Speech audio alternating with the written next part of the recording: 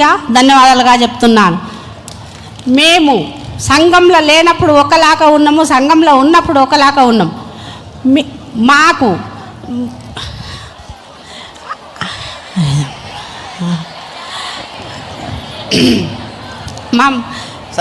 మాకేముందంటే మా 60-70 సంఘాలు ఉండే సార్ మా ఊళ్ళో. 70 సంఘాలకు గ్రామ సంఘం బిల్డింగ్. నీ పేరేమో అన్నావు మళ్ళీ చెప్తాలి. పద్మమ్మ సార్. పద్మమ్మ ఏ ఊరు? పోలేపల్లి సార్. పోలేపల్లి ఏది మన గుడి?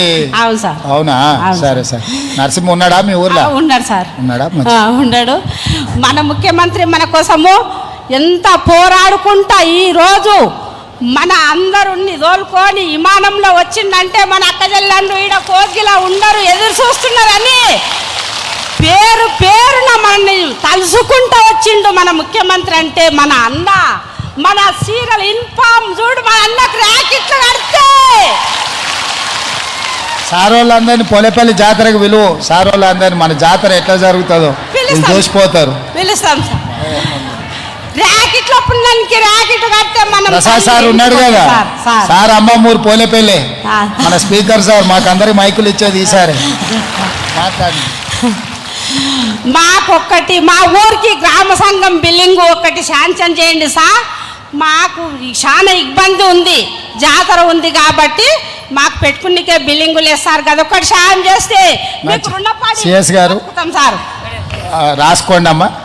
పోలేపల్లి ఇప్పుడు తౌలతా దీంట్లో దుద్యాలకు వచ్చిందా మండలం? కోస్గిలకు ఉందా? దుద్యాలకు వచ్చింది కదా బొమ్మరాజపేటలో. అవును సార్.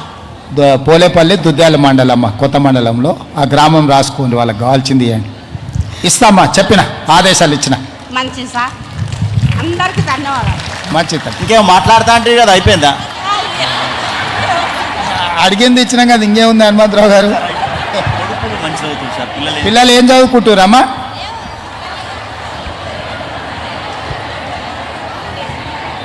ఎంతమంది కొడుకులు? పిల్లలు ఎంతమంది మొత్తం? ఇద్దరు కొడుకులు సార్. ఒక కొడుకు, పెద్ద కొడుకు ఇంజనీర్ సార్, చిన్న కొడుకేమో డాక్టర్గా చదువుతున్నాడు హైదరాబాద్లో లోకల్ హాస్పిటల్లో సార్. నాకు బిడ్డలు లేకపోతే మా తమ్ముని బిడ్డలు తీసుకుంటే డెంగ్యూ జ్వరం వచ్చింది 11 సంవత్సరాల కింద.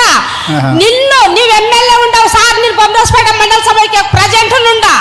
నా నీతోనికి పుర్రపెంట పని పోలేపల్లి పుర్రపెంట పని తోలుకొని వస్తే నాకు ఛాయ రాపి గాంధీ హాస్పిటల్కి నీవు ఒక ఫోన్ చేస్తే 20 దినాలు ఉండాలంటే రేపు వరకు నా బిడ్డను తోలిచ్చిండ్రు. నా బిడ్డను తోలుకొని నేను పోలేపల్లికి వస్తే నీవు రేవంత్ రెడ్డితో ఫోన్ చెప్పిస్తే మేము చూడాలి అమ్మా, నీవేం చూస్తే ఏం కానీ చదువుకున్నాం దానవు. రేవంత్ రెడ్డి ఫోన్ చేసిండమ్మా అంటే నేనేం అనలేను సార్. మీరు నీ వల్ల నా బిడ్డ బతికింది సార్, నడుపుకున్న పిల్ల. ఓకే సంతోషం. నా బిడ్డకి 2 కొడుకులు సార్. అవునా? అవును సార్. దత్తు తీసుకున్నావు? అవును సార్. మంచిగా ఎంచుకో, మంచిగా చదివి. సరే. ఏం చదువుతుంది బిడ్డ? బిడ్డ 12 అయిపోయింది సార్. 12 అయిపోయిందా? మంచిగా చదివి. ఓ కొడుకు ఇంజనీర్, ఓ కొడుకు డాక్టర్. మరి ఏమైనా ఏం చదివిద్దామని ఐఏఎస్ చెప్పి మంచిగా చదివించి చేపిస్తా సార్. మంచిదమ్మా, మంచిది, సంతోషం. ఒక్కసారి గట్టిగా పద్మమ్మ గారు గట్టి చప్పట్లు కొట్టాలా? అదేవిధంగా అడిగిన వెంటనే గ్రామ సంఘం బిల్డింగ్ మంజూరు చేసిన ముఖ్యమంత్రి గారి గట్టి చప్పట్లతోటి అభినందనలు తెలియజేయాలి. ఇక ఆమె శారీరకంగా దివ్యాంగురాలేమో కానీ తనని అది వెనక్కి లాగలేదు. మానసికంగా అత్యంత దృఢస్తురాలు. దివ్యాంగుల సంఘానికి అధ్యక్షురాలై అందరిలో స్ఫూర్తిని, ఆత్మవిశ్వాసాన్ని నింపి ముందుకు నడిపింది. బ్రిటన్ యువరాజు ప్రిన్స్ చార్లెస్ని 2004లో కలిసి ప్రశంసలు అందుకుంది, సన్మానాన్ని చేయించుకుంది. ఆమె మన మొగులమ్మ గారు, ఈజీపూర్ గ్రామం, కోస్గి మండలం. అందరికీ నమస్కారం. నా పేరు మొగులమ్మ.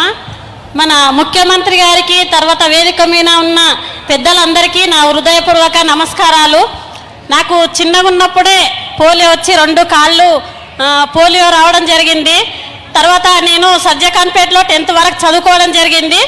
తర్వాత మహబూబ్నగర్లో ఇంటర్ చేసి ఇక్కడ మందల్ మహిళా సమాఖ్య ద్వారా నేను హైదరాబాద్లో ఎస్ఆర్ శంకరన్ గారి ఎన్జిఓలో సోషల్ వర్కర్గా పనిచేయడం జరిగింది. పనిచేస్తున్న క్రమంలో మన అక్కడ పేదరికం వికలత్వం గురించి ట్రైనింగ్ ఇవ్వడం జరిగింది.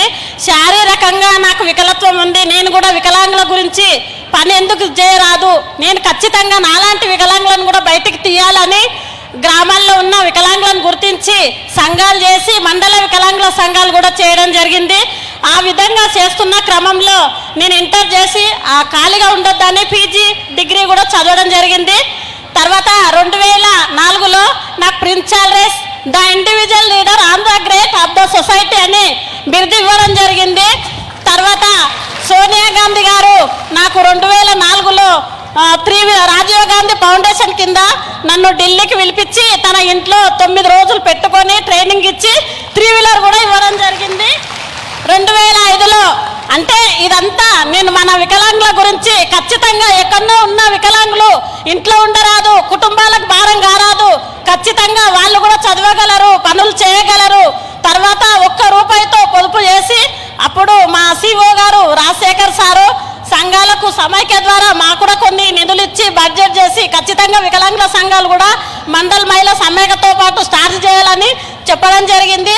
ఆ చేస్తున్న క్రమంలో నాకు 2005లో నోబెల్ శాంతి బహుమతికి నామినేషన్ అవ్వడం కూడా జరిగింది.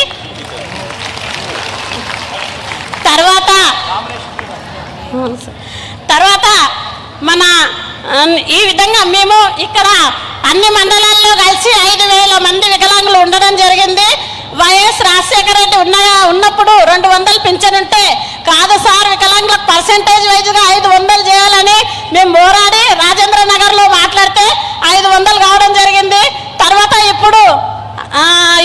ఇప్పుడు మళ్ళీ 6,000 వరకు కూడా మన 6 గ్యారంటీల పథకంలో సారు పెట్టడం జరిగింది. తర్వాత మన వికలాంగులు ఖచ్చితంగా మహిళా సంఘాల లాగా ఎదగాలని తర్వాత నేను వికలాంగుల గురించి పని చేస్తూ సామాజిక కార్యకర్తగా చేస్తూ తర్వాత దుర్గాబాయి దేశ్ అవార్డు తీసుకోవడం జరిగింది. ఇదే విధంగా మన మండల లెవెల్లో నైబర్హుడ్ సెంటర్స్ చిన్నపిల్లలకు వికలత్వం ఎట్లా వస్తుంది రాకుండా ఏ విధంగా జాగ్రత్తలు తీసుకోవాలి, తర్వాత వాళ్ళకి ఎట్లా థెరపీలు చేయాలి, కామ్నేన్ హాస్పిటల్, ఎన్ఐఎంహెచ్, ఎన్ఐహెచ్హెచ్, ఎల్వి ప్రసాద్, భగవాన్ మహావీర్ ఇవన్నీ ఇన్స్టిట్యూట్లో వికలాంగులను తీసుకెళ్లి ఆపరేషన్స్ కూడా చేయించి వాళ్ళ వికలత్వాన్ని తగ్గించి వాళ్ళ జీవనోపాధుల గురించి ట్రైనింగ్ ఇచ్చి కొందరికి జీవనోపాధులు కూడా కల్పించడం జరిగింది బ్యాంక్ లింకేజ్ ద్వారా. ఆ విధంగా నేను కూడా వాళ్ళతో పని చేస్తూ మా తమ్ముళ్ళని చెల్లెళ్ళని చదివించి నేను ఇల్లు కట్టుకోవడం జరిగింది. తర్వాత ఇప్పుడు అదే క్రమంలో ఇంకా నైబర్హుడ్ సెంటర్స్ అని ప్రతి మండలంలో ఇక్కడ 5 మండలాల్లో సెంటర్స్ ఉన్నాయి. సెంటర్స్లలో పిల్లలకు సేవలు చేయడం జరుగుతుంది. అదేవిధంగా వికలాంగులు కూడా సమాజంలో అందరిలాగా ఆత్మగౌరవంగా బతకాలి, తర్వాత అనుకూలమైన వాతావరణం కల్పించాలి, వికలాంగుల చట్టాలు అమలు పరచాలి, అందరిలాగా మాకుడంగా రిజర్వేషన్ సమానంగా చూస్తారని నేను సార్తో కోరుకుంటున్నా. తర్వాత ప్రిన్స్ చార్లెస్ నాకు అక్కడ పిలిపించి నిజంగా నాకు ఈ విధంగా గుర్తింపు వచ్చిందంటే బిఎన్ యువేందర్ గారు, ఎస్ఆర్ శంకరన్ గారు ఎన్జిఓలతో పనిచేస్తూ తర్వాత ఈరోజు సామాజిక కార్యకర్తగా ఎదిగిన అంటే వాళ్ళ ప్రోత్సాహంతో నేను ఎంతో పని చేసినా ఇంకా చేయాలి మన వికలాంగులు ఖచ్చితంగా వాళ్ళ కాళ్ళ మీద నిలబడాలి అంటే మన ముఖ్యమంత్రి గారు మన పెద్దలందరూ సహకరిస్తూ సమాజంలో వారిని సమానంగా చూస్తూ అన్ని రంగాల్లో ముందుకు తీసుకెళ్తారని కోరుకుంటూ ముగిస్తున్నాను. మంచి తల్లి, మీ రిప్రజెంటేషన్ కూడా కమిషనర్ గారు ఇచ్చిండ్రు. నేను ఇది చూసి అధికారులకు ఆదేశాలు ఇచ్చి మంచి జరిగేటట్టు చేస్తే తప్పకుండా చేద్దాం తల్లి. ఏమైనా భవనాలు గిన ఏమన్నా ఉంటే గిన ఎంబడే కట్టించి వికలాంగులకు కూడా అందరు ఒక దగ్గర ఉండేటట్టు ఇది చేస్తా. మంచిది. మొగులమ్మ గారి గట్టి చప్పట్లు.